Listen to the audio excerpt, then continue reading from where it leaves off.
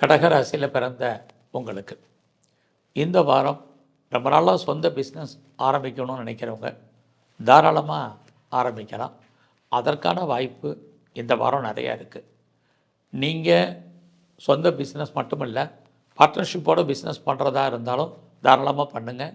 ஏற்கனவே நீங்கள் பண்ணிகிட்டு இருந்தீங்கன்னா உங்களுடைய ரிலேஷன்ஷிப் நல்லா இருக்கும்.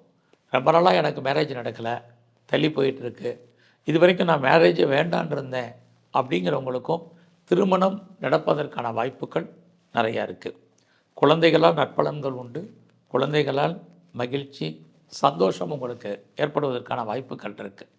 ஸோ லாங் ஜேர்னி வேண்டாம், அந்த ஜேர்னியில் ஒரு பிரேக் ஏற்படுவதற்கான வாய்ப்புகள் இருக்குது. ஃபினான்சியலாக இந்த வாரம் உங்களுக்கு பெரிய போராட்டங்கள் ஒன்றும் இல்லை. உங்களுடைய முயற்சிகள் எதுவாக இருந்தாலும் கொஞ்சம் எக்ஸ்டெண்ட் பண்ணுங்கள். ஒரு பக்கம் நீங்கள் முயற்சிகளில் சக்ஸஸ் பண்ணுற மாதிரி தோற்றம், இன்னொரு பக்கம் அதில் நிறையா தடைகள், ஸ்ட்ரகிள் இருக்குது.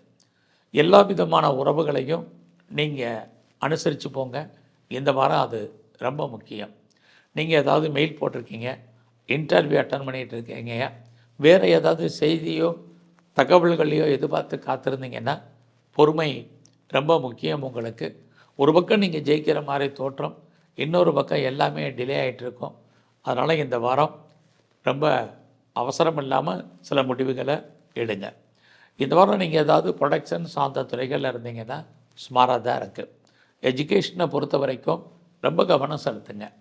இந்த வாரம் அம்மாவுடைய அன்பு, ஒரு ஆதரவை எதிர்பார்த்து காத்திருக்கிறவங்களுக்கு நல்லா இருக்குது.